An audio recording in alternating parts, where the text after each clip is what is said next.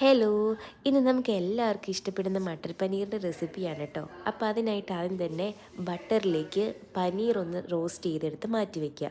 എന്നിട്ട് അതേ പാനിലേക്ക് തന്നെ എണ്ണ ഒഴിക്കേണ്ട കാര്യമില്ല. അതേ സെയിം പാനിലേക്ക് തന്നെ സവാള, വെളുത്തുള്ളി, ഇഞ്ചി, കാഷ്യൂനട്ട്, തക്കാളി, കസൂരി മേത്തി, ഉപ്പ് ഇത്രയിട്ട് നന്നായി ഒന്ന് വഴറ്റി പേസ്റ്റാക്കി മാറ്റി വയ്ക്കുക.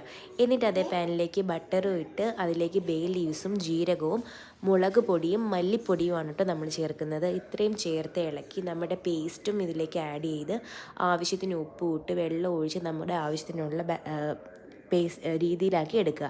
എന്നിട്ടാണ് ഇതിലേക്ക് നമ്മുടെ ഫ്രോസൺ മട്ടറാണ് കേട്ടോ ഞാൻ യൂസ് ചെയ്തിരിക്കുന്നത്. നിങ്ങൾക്ക് ഗ്രീൻ പീസ് വേണമെങ്കിൽ യൂസ് ചെയ്യാം. മട്ടറും ചേർത്ത് നമ്മുടെ റോസ്റ്റ് ചെയ്ത് വെച്ചിരിക്കുന്ന പനീറും ചേർത്ത് ആവശ്യത്തിന് ഉപ്പ് നോക്കണം.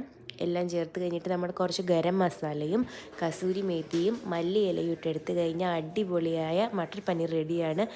എല്ലാവരും ട്രൈ ചെയ്ത് നോക്കണം.